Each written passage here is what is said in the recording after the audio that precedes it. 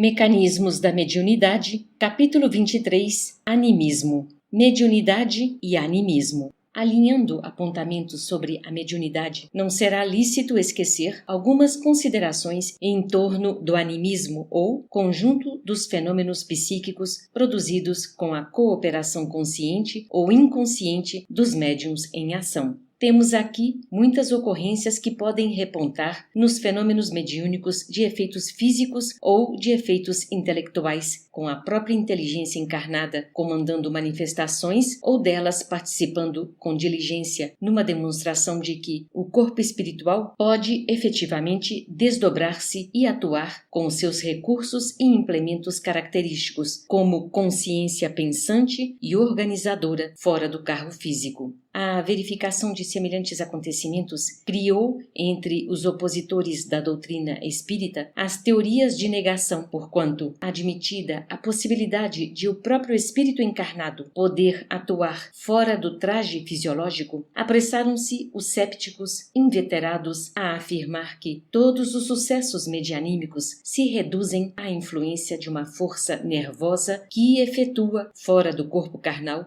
determinadas ações mecânicas e plásticas, configurando ainda alucinações de variada espécie. Todavia, os estardalhaços e pavores levantados por esses argumentos indébitos, arredando para longe o otimismo e a esperança de tantas criaturas que começam confiantemente a iniciação nos serviços da mediunidade, não apresentam qualquer significado substancial, porque é forçoso ponderar que os espíritos desencarnados e encarnados não se filiam a raças antagônicas que se devam reencontrar em condições miraculosas. Semelhanças das criaturas. Somos necessariamente impelidos a reconhecer que, se os vivos da Terra e os vivos do além respirassem climas evolutivos fundamentalmente diversos, a comunicação entre eles resultaria de todo impossível pela impraticabilidade do ajuste mental. Seres em desenvolvimento para a vida eterna, seja no plano extrafísico, preparando o retorno ao campo terrestre, ou no plano físico, em direção à esfera espiritual, uns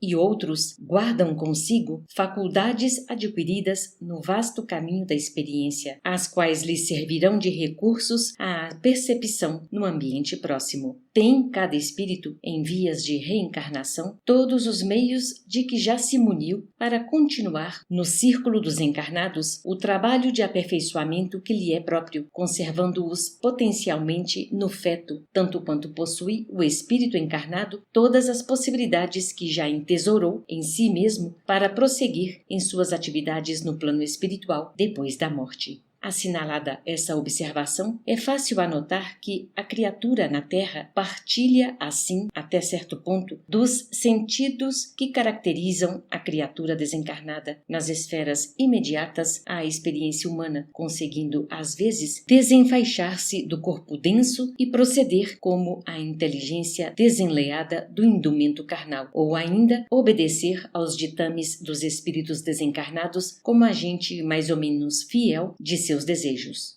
Encontramos nessa base a elucidação clara de muitos dos fenômenos do faquirismo vulgar, em que o espírito encarnado, ao desdobrar-se, pode provocar, em relativo estado de consciência, certa classe de fenômenos físicos, enquanto o corpo carnal se demora na letargia comum. Obsessão e animismo. Muitas vezes, conforme as circunstâncias, qual ocorre no fenômeno hipnótico isolado, pode cair a mente nos estados anômalos de sentido inferior, dominada por forças retrógradas que a imobilizam temporariamente em atitudes estranhas ou indesejáveis. Nesse aspecto, surpreendemos multiformes processos de obsessão, nos quais inteligências desencarnadas de grande poder senhoreiam vítimas inabilitadas à defensiva, detendo-as por tempo indeterminado em certos tipos de recordação, segundo as dívidas kármicas a que se acham presas. Frequentemente, pessoas encarnadas nessa modalidade de provação regeneradora são encontráveis nas reuniões mediúnicas, mergulhadas nos mais complexos estados emotivos, quais se personificassem entidades outras, quando, na realidade, exprimem a si mesmas a emergirem da subconsciência nos trajes mentais em que se externavam noutras épocas, sob o fascínio constante dos desencarnados que a subjugam.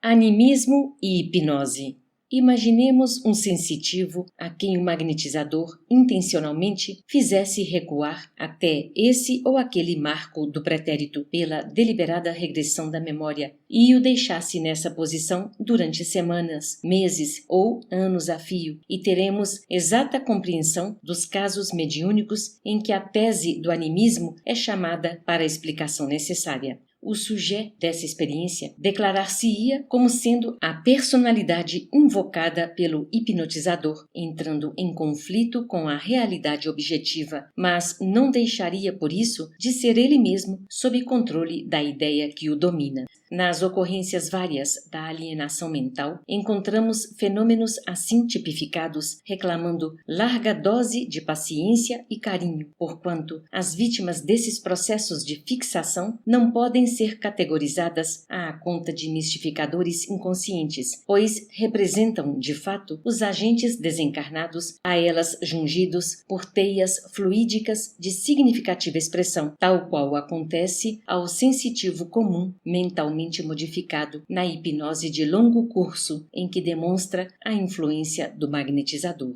Desobsessão e animismo. Nenhuma justificativa existe para qualquer recusa no trato generoso de personalidades medianímicas provisoriamente estacionadas em semelhantes provações, de vez que são, em si próprias, espíritos sofredores ou conturbados quanto quaisquer outros que se manifestem exigindo esclarecimento e socorro. O amparo espontâneo e o auxílio genuinamente fraterno lhes reajustarão as ondas mentais, concurso esse que se estenderá inevitável aos companheiros do pretérito que lhes assediem o pensamento, operando a reconstituição de caminhos retos para os sensitivos corporificados na terra, tão importantes e tão nobres em sua estrutura quanto aqueles que os doutrinadores encarnados se propõem traçar para os amigos desencarnados menos felizes. Aliás, é preciso destacar que o esforço da escola, seja ela o recinto consagrado à instrução primária ou a instituto corretivo, funciona como recurso renovador da mente, equilibrando-lhe as oscilações para níveis superiores. Não há novidade alguma no impositivo da acolhida magnânima aos obsessos dessa natureza, hipnotizados por forças que os comandam espiritualmente à distância.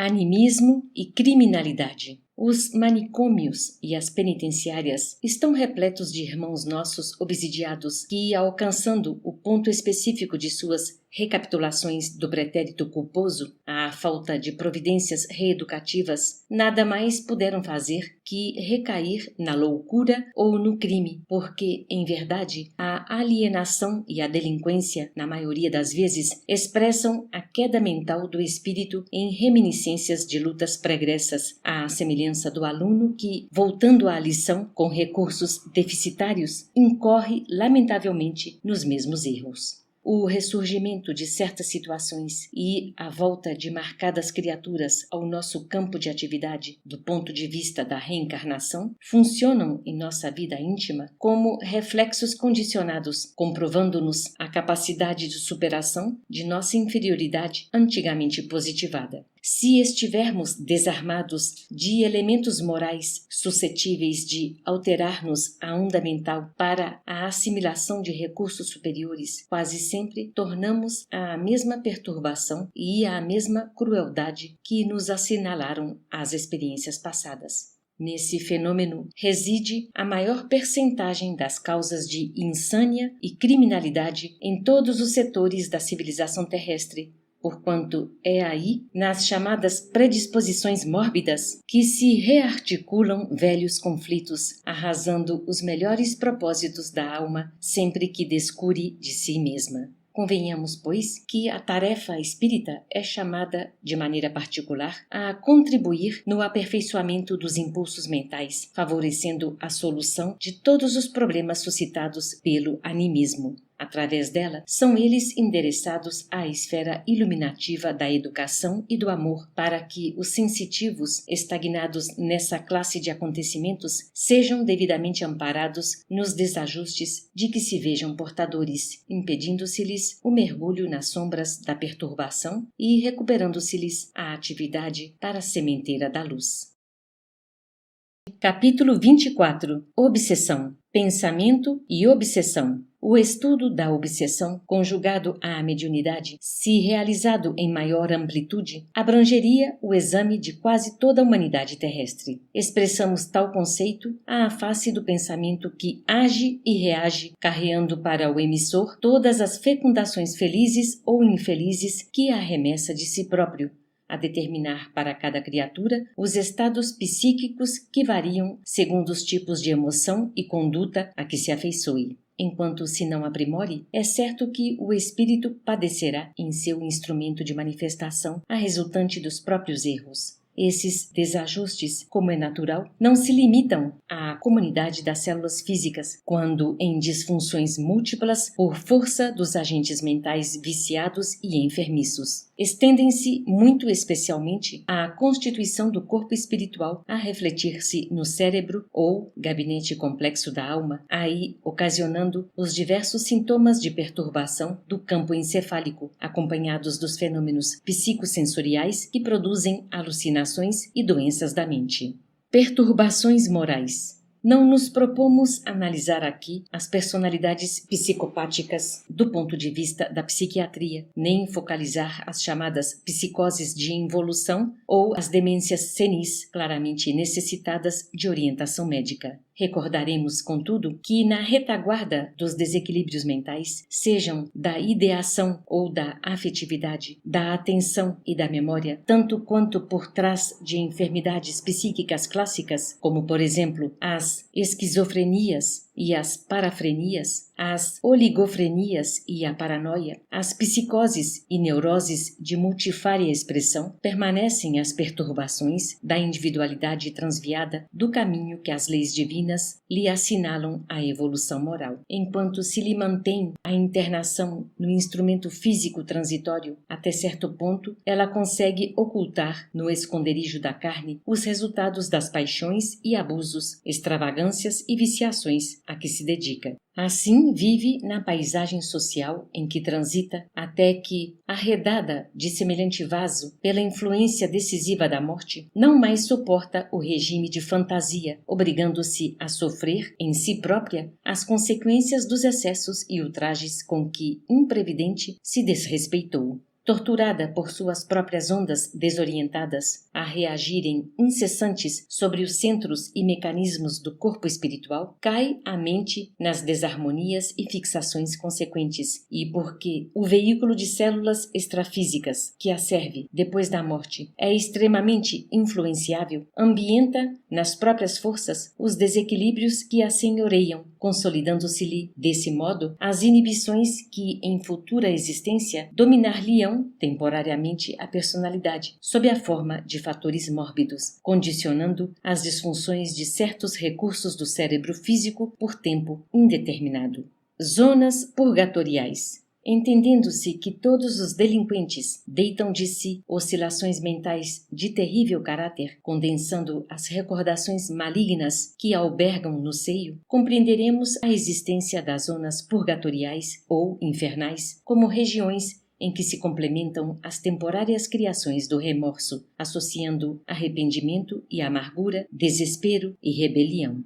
Na intimidade dessas províncias de sombra, em que se agrupam multidões de criminosos, segundo a espécie de delito que cometeram, espíritos culpados, através das ondas mentais com que essencialmente se afinam, se comunicam reciprocamente, gerando ante os seus olhos quadros vivos de extremo horror, junto dos quais desvairam, recebendo de retorno os estranhos padecimentos que criaram no ânimo alheio. Claro está que, embora comandados por inteligências pervertidas ou bestializadas nas trevas da ignorância, esses antros jazem circunscritos no espaço, fiscalizados por espíritos sábios e benfazejos que dispõem de meios precisos para observar a transformação individual das consciências em processo de purificação ou regeneração, a fim de conduzi-las a providências compatíveis com a melhoria já alcançada. Semelhante supervisão, entretanto, não impede que essas vastas cavernas de tormento reeducativo sejam em si imensas penitenciárias do espírito, a que se recolhem as feras conscientes que foram homens. Aí permanecem detidas por guardas especializados que lhes são afins, o que nos faz definir cada purgatório particular como prisão-manicômio, em que as almas embrutecidas no crime sofrem de volta o impacto de suas fecundações mentais infelizes. Tiranos, suicidas, homicidas, carrascos do povo, libertinos, caluniadores, malfeitores, ingratos, traidores do bem e viciados de todas as procedências, reunidos conforme o tipo de falta ou defecção a que se renderam, se examinados pelos cientistas do mundo, apresentariam à medicina os mais extensos quadros para estudos etiológicos das mais obscuras enfermidades. Deduzimos assim que todos os redutos de sofrimento, além túmulo, não passam de largos porões do trabalho evolutivo da alma, à afeição de grandes hospitais carcerários para tratamento das consciências envelhecidas. Reencarnação de enfermos. Dos abismos expiatórios volvem à reencarnação quantos se mostram inclinados à recuperação dos valores morais em si mesmos. Transportados a novo berço, comumente entre aqueles em que os induziram à queda, quando não se vêem objeto de amorosa ternura por parte de corações que por eles renunciam à imediata felicidade nas esferas superiores, são resguardados no recesso do lar. Contudo, renascem no corpo carnal espiritualmente jungidos às linhas inferiores de que são advindos, assimilando-lhes facilmente o influxo aviltante. Reaparecem desse modo na arena física, mas, via de regra, quando não se mostram retardados mentais, desde a infância, são perfeitamente classificáveis entre os psicopatas amorais, segundo o conceito da moral insanity, vulgarizado pelos ingleses, demonstrando manifesta perversidade, na qual se revelam constantemente brutalizados e agressivos, petulantes e pérfidos, indiferentes a qualquer noção da dignidade e da honra, continuamente dispostos a mergulhar na criminalidade e no vício. Aqueles espíritos relativamente corrigidos nas escolas de reabilitação da espiritualidade desenvolvem-se no ambiente humano, enquadráveis entre os psicopatas astênicos e abúlicos, fanáticos e hipertímicos, ou identificáveis como representantes de variáveis doenças e delírios psíquicos, inclusive aberrações sexuais diversas. Obsessão e mediunidade. Tais enfermos da alma, tantas vezes submetidos, sem resultado satisfatório, à insulina e à convulsoterapia, quando recomendados ao auxílio dos templos espíritas, poderão ser tidos como médiums? Sem dúvida, são médiuns doentes, afinizados com os fulcros de sentimento desequilibrado de onde ressurgiram para novo aprendizado entre as pessoas. Por certa cota de tempo, são intérpretes de forças degradadas, às quais é preciso opor a intervenção moral necessária, do mesmo modo que se prescreve medicação aos enfermos. Trazendo consigo as sequelas ocultas da internação na província purgatorial, de que volvem pela porta do berço terrestre, exteriorizam ondas mentais viciadas que lhes alentam as disfunções dos implementos físicos, ondas essas pelas quais recolhem os pensamentos das entidades inferiores a lhes constituírem a cobertura da retaguarda.